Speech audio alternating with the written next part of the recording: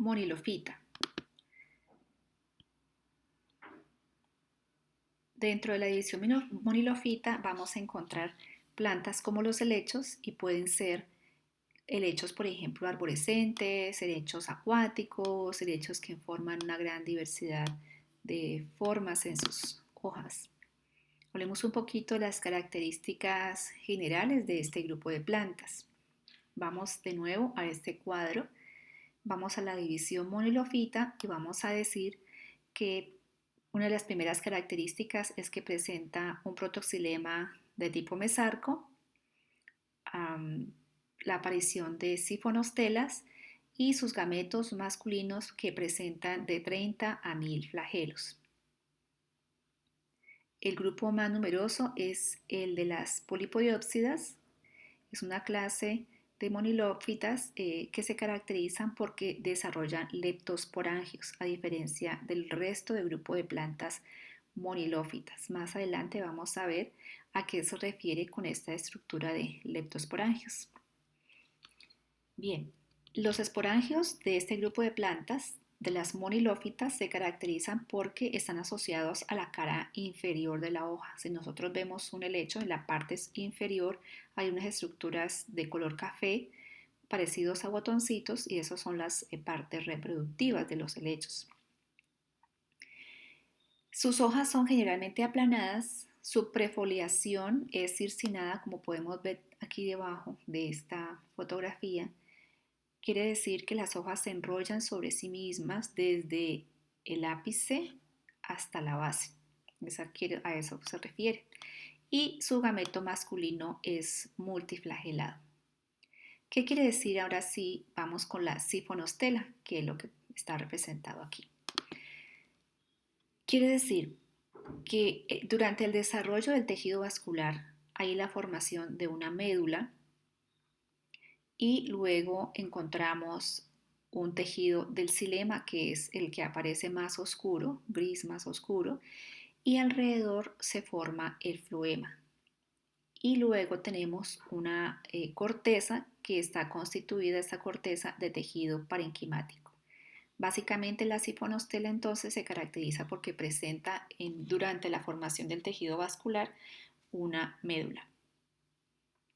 Esta médula continúa en la medida en que la planta va a continuar su crecimiento, este tejido vascular se va separando en haces vasculares y cada haz vascular continúa entonces su crecimiento y se va a formar el xilema en la parte central y el floema en la parte de la periferia.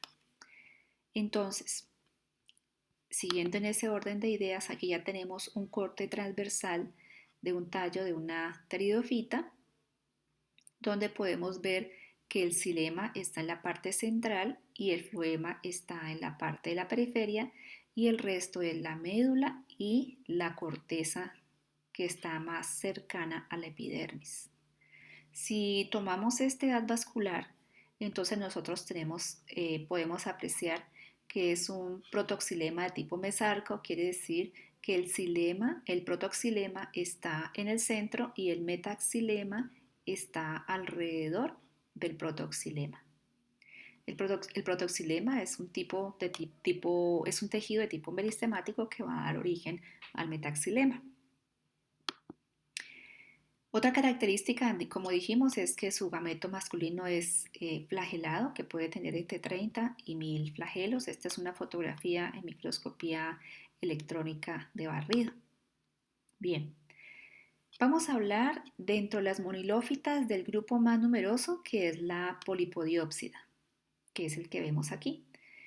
¿Qué dijimos de la polipodiópsida? Que presenta leptosporangios. Ahora vamos a ver a qué se refiere con leptosporangios. Pero si queremos ver una clasificación, digamos, mucho más detallada, podemos ver este tipo de clasificación donde están las polipodiópsidas. Como pueden ver, este cuadro es solamente para que vean el numeroso número de familias que presenta este grupo de plantas, con cerca de aproximadamente 11.000 especies.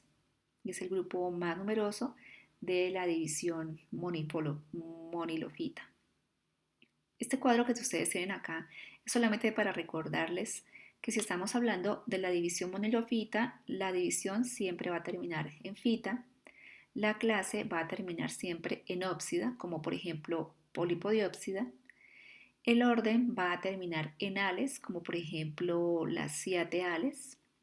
La familia, como ustedes saben, siempre va a terminar en ACAE y el género y la especie que no tienen una terminación común. Eso lo vimos ya en la primera clase, solamente para recordarles. No tienen que conocer o aprenderse todas las familias, solamente estamos reconociendo en este momento las características generales del grupo o de la división monilofita y vamos a hablar de las características generales de la clase polipodiópsida. Esta clase polipodiópsida, pues sus nombres comunes son helechos, polipodiópsidos, helechos leptosporangiados, por eso vamos a ver a qué se refiere con leptosporangio. Y estos son los soros que se caracterizan básicamente por contener o liberar las esporas, típicos de este grupo de plantas de la división moniliofita y la clase polipodiópsida. Bien, seguimos hablando de esta clase polipodiópsida. Presenta verdaderas hojas, como lo mencionamos anteriormente, pero aquí ya vamos a ver no solamente una nervadura central o principal, sino que vamos a ver nervaduras secundarias y estamos hablando ya de megáfilos o hojas más grandes. Este tejido vascular también pues, tenemos que va a tener comunicación con el tejido de las hojas. Para recordar un poco la teoría del teloma, esta teoría del teloma intenta explicar cómo a partir de las formaciones de los vástagos o de los tallos se pueden evolutivamente explicar cómo se encuentran en este momento los tejidos, no solamente los tejidos vasculares, sino también la morfología de los órganos en sí. Y entonces vemos, por ejemplo, en el caso de plantas extintas como Rhynia. Rhynia es un género de plantas fósiles encontrado en un pueblo de Escocia. Estas plantas vivieron hace más o menos 400 millones de años, posiblemente en suelos semipantanosos. Y estas son plantas que tenían un teloma fértil y un teloma estéril. Y de aquí entonces se cree que se originaron ya las primeras grupos de plantas que empezaron a suprimir este crecimiento dicotómico, o sea que cada vástago va a originar a dos nuevos vástagos como tenemos aquí. Este vástago origina estos dos vástagos, este vástago, estos dos vástagos. Entonces hay una supresión, evolutivamente hablando, de esta dicotomía hasta formar las hojas o la organización de los vástagos que tenemos en este momento. De otro lado, esa teoría del teloma también habla del aplanamiento de las hojas, cómo las hojas llegan a ser totalmente planas y formar láminas finalmente. Bien, recuerdan que les hablaba del desarrollo del leptosporangio o la presencia de un leptosporangio en el grupo de las clase polipodiópsida. Entonces, miremos a qué se refiere. El desarrollo del leptosporangio hace referencia a cómo se desarrolla el esporofito. Básicamente, en el caso del leptosporangio, el esporofito se desarrolla a partir de una célula inicial. Esta célula inicial va a dar origen a otra célula más externa y esta célula externa va a seguir originando las células apicales, una célula interna que va a formar un tapete y las células esporógenas propiamente. Al final lo que queda es una pared, una cápsula que está rodeando a todas las esporas y a esta cápsula que rodea todas las esporas se le llama un anulus y es la forma como podemos ver que se forma una sola capa de células en este esporangio maduro. El esporangio entonces es la estructura que me va a producir las esporas. Esto es lo que sucede en este grupo de plantas de la clase Polipodiopsida. El otro tipo de desarrollo que vamos a ver es el eusporangio. El eusporangio, aunque no es la forma de producción de este tipo de plantas de la clase Polipodiopsida, sí está presente en en las otras clases de plantas dentro de este grupo de la división monilofita y se caracteriza porque presenta no solamente una célula inicial, sino que a partir de varias células se forma la pared del esporangio y esta pared del esporangio entonces va a estar constituida por diferentes capas de células y igualmente se va a formar un tapete.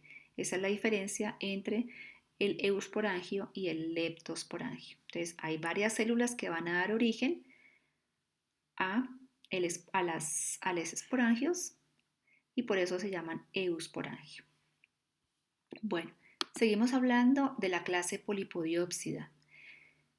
Morfológicamente hablando, con respecto a la hoja, veamos la hoja más simple, que sería esta hoja. Básicamente el nombre para esta hoja es el fronde. Este fronde que empieza desde el inicio del rizoma hasta la punta de la hoja está dividido en el limbo que empieza desde donde empiezan las pinas hasta la punta de la hoja. Entonces este sería el limbo. Tenemos el peciolo, aquí ya encontramos una estructura que es el peciolo. Tenemos el raquis, que es la parte donde se unen los segmentos, que son cada una de estas pequeñas hojas. Y tenemos el rizoma y las raíces adventicias. Ese es, digamos, en forma general, como es una hoja de la clase Polipodiopsida. Pero ya hablando de hojas más complejas y ya cuando trabajemos en laboratorio la parte morfológica, podemos ver que también esta fronda puede estar dividida en diferentes fragmentos y en este caso igualmente le vamos a llamar fronda a toda la estructura de la hoja, le vamos a llamar lámina desde donde empieza la primera pina hasta donde terminan y vamos a tener ya en cada pina, que es esta estructura, en cada pina vamos a encontrar las pínulas, que son estas hojitas más pequeñas, y los segmentos, que es cada unidad de las hojas que se encuentran en esta pina. Esta es básicamente la estructura de una hoja o de una fronda de un helecho, cuando en este caso es un helecho con hojas más complejas y este es un helecho con frondas más simples. Bien, miremos un poco cómo es el ciclo biológico de una polipodiopsida, en este caso de un helecho. Vamos a mirar este helecho que presenta en su región abaxial los soros. En estos soros se producen los esporangios, que son los encargados de producir finalmente las esporas. Entonces, en los esporangios, miren, aquí está esta estructura que nosotros acabamos de ver, que era el desarrollo del leptosporangio, como se ve una sola capa de células. En este leptosporangio lo que sucede es que hay una dehiscencia del leptosporangio. Cuando está maduro, entonces se liberan las esporas, estas esporas germinan y se forma un gametofito joven. Este gametofito que está joven dentro puede originar lo que es un anteridio y un arquegonio. Recordemos que los anteridios producen los espermatozoides y los arquegonios producen los óvulos. Entonces, este mismo gametofito joven, con sus óvulos y con sus espermatozoides, la unión de los óvulos y espermatozoides va a producir un cigoto, un embrión joven, y finalmente nos va a producir un esporofito con 2N número de cromosomas hasta que se produce el esporofito adulto, el esporofito maduro. Este es el ciclo de vida de este grupo de plantas de una polipodiópsida. Bien, tenemos aquí esta foto, me gustó porque es un gametofito joven con su pequeño esporofito que empieza a crecer.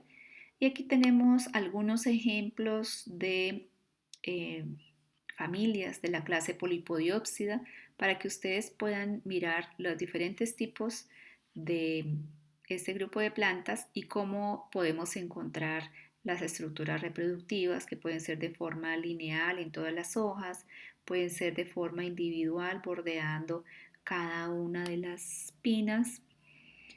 Podemos encontrar helechos acuáticos y bueno, estas son a este grupo corresponde la clase polipodiópsida.